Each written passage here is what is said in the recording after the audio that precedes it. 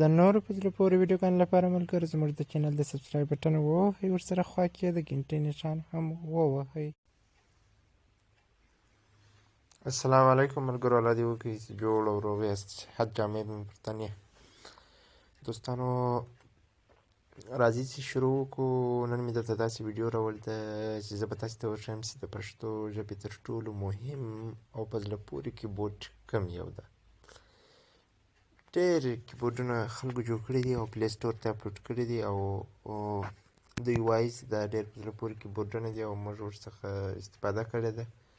نو دوستانو زه تاسې ته نن ښیم چې تر ټولو مهم او تر ټولو ښایسته په زړه پورې صفا کیبورډ کوم یو ده.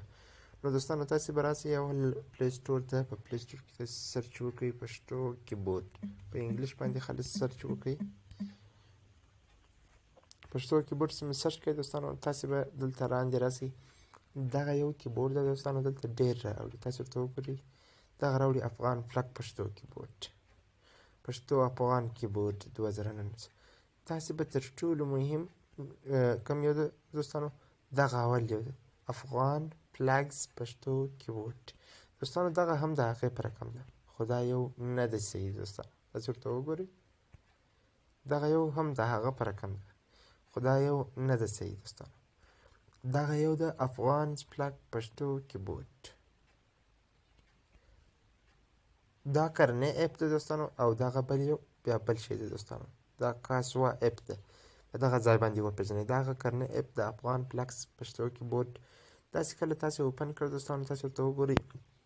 دلته څلور اپشنه لري. اول تیمز دی، په تیمز کې دغه دوستانو د افغانستان د بیرغونه دي، دا هر یو کولی شي تاسې پر تیمز باندې ودروئ چې ستاسې خوښه یې هغه کولی شي. بیخي ډېر هم لري دوستانو، په رقم رنګونو او نورو ډیزاینونو کې لري دوستانو. خو تر ټولو ښایسته او په زړه پورې دغه یو راځي دوستانو. دغه یو څه چې دغسې ځای ورسره ده او ډېر بیرغ ده. په دغه سیټ اپ تیمز باندې به کلیک وکوئ، دا به سیو شي. په دا انیبل کیبورډ به تاسې دوستانو کلیک وکوئ. د هغه څخه وروسته به دوستانو تاسې دغه راوړي، سمسونګ کیبورډ او پښتو کیبورډ. تاسې به نور ټول بند کړئ، دغه خالي پښتو کیبورډ چې دغه به خلاص کړئ. د هغه څخه وروسته به په دا سیټ کیبورډ باندې کلیک وکړئ دوستانو. سیټ کیبورډ کې به هم سمسونګ کیبورډ انتخاب شوی، تاسې به په دا پښتو کیبورډ باندې انتخاب وکړئ.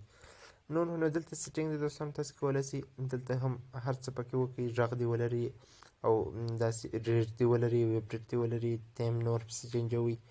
نو راځئ تاسې ته اوس ښکاره کړم چې دا رښتیا اوس سم په زړه پورې کیبورډ ده که نه ده دوستانو. تاسې ورته وګورئ.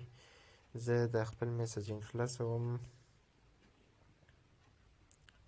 د میسیج ځای ته رالم. دغه ده دوستانو، تاسې وګورئ. دا پښتو کیبورډ ده، څومره ښایسته او څومره په زړه پورې توري دي، څومره صفا دي.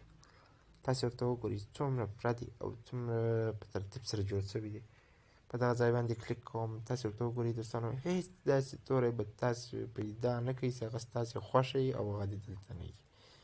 نور دغه د پښتو حساب ورسره ده او کومې علامې چې په پښتو کې کارېږي دوستانو، تاسې ورته وګورئ. بیخي ډېرې دي. هغه کومې علامې چې په پښتو کې کارېږي هغه ټولې دلته ورسره شته. نو ورسره دغه رقم د انګلیش خو نو هم ورسره ده، ځکه انګلیش خو نو د هر کیبورډ سره وي.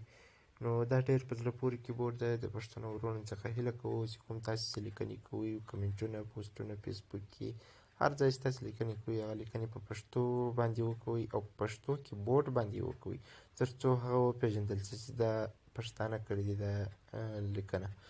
نو مننه دوستانو، دا و ډېر په زړه پورې کیبورډ.